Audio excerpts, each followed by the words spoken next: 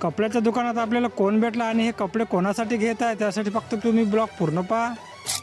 कसं काय म्हणता मित्रांनो, तर आपल्याला जायचं होतं नांदगावले. तर आपली काही गाडी घरी नव्हती, त्या कारणाने न्याय लागली मित्राची गाडी. मग तयारी करून निघालो आपण नांदगावला जाण्यासाठी. मग आपण काही वेळातच पोहोचलो ना नांदगाव मध्ये. नांदगावला पोहोचल्या आपल्याला ऑनलाईन शेल्टर मध्ये काम होतं, तर पहिले तिथं गेलो तर आपलं काम काही झालं नाही. त्यानंतर आपण आलो दुसऱ्या कामासाठी, म्हणजेच कपड्याच्या दुकानामध्ये. आल्या तर पहिले एक साडी पाहिली मस्त. मग हे वाली साडी पसंत केली. तर साडी दाखवणारे काका निघाले आपले फॉलोअर. तर मी तुमचे व्हिडिओ पाहत असतो म्हणे. तर ते शब्द ऐकून मला खूप जास्त आनंद झाला. पटापट काउंटरवर आलो, पहिले पैसे देऊन दिले. मग निघालो आपण मेन गल्लीत जाण्यासाठी. मेन गल्लीत आल्यानंतर आपल्याला जायचं होतं स्टेशनरीत. मग काही वेळा स्टेशनरीत आलो, तर तिथं घ्यायची होती आपल्याला पॅनले द्यायची कलरची पुडी. 20 रुपयाची मस्त पुडी घेतली. मग आलो बस स्टॉप कडं. कलर्स म्हणे भूक लागली म्हणे. तेवढ्याच वाली आपल्याला इलेक्ट्रॉनिक नवीन आली बस दिसली. मग आलो शेगाव कचोरी पाशी. तिथून मस्त 2 प्लेट घरच्यासाठी मग नाश्ता घेऊन घेतला. आपण नाश्ता घरीच करू म्हटलं.